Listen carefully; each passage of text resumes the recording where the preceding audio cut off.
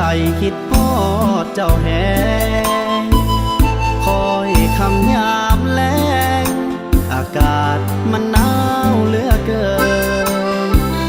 อยากโทรถามข่าวว่าเจ้าเป็นอยู่จังใดโทรแอปหรือว่าโทรไลน์โทรไปเห็นหน้าคนนี้ฮอดยามเดือนหาวคิดฮอดเจ้าหลายเด้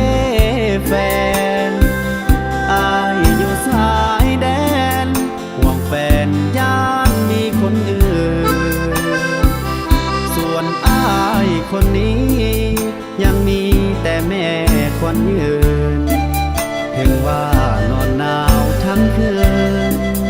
ยังมีใจให้เจ้าเสมออายประจำการตะวันน้องจงคอยท่าบ่โดนอายจะกลับมาหาแก้วตางามงอตอนนี้ยังอยู่ยอดสูคอยเหตุงามงอ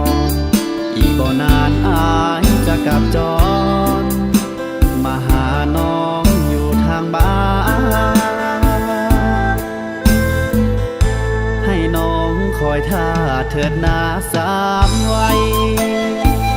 ให้น้องเข้าใจอายไปเพื่อศาสตร์ภาษาความหักครั้งนี้เต็มที่แล้วน้องการนาสำเร็จเรียกงานแล้วนะอายจะมาสู่ขอน้องนา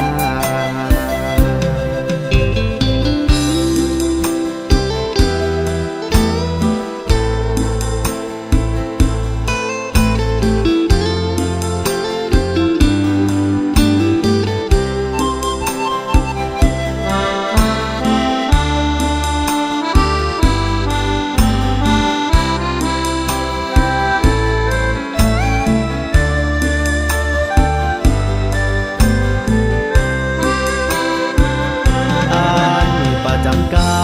รตะวันน้องจงคอยท่าบ่โดนอายจะกลับมาหาแก้วตางามงอตอนนี้ยังอยู่ยอดสูคอยเหตุงามงออีกบ่นานอายจะกลับจร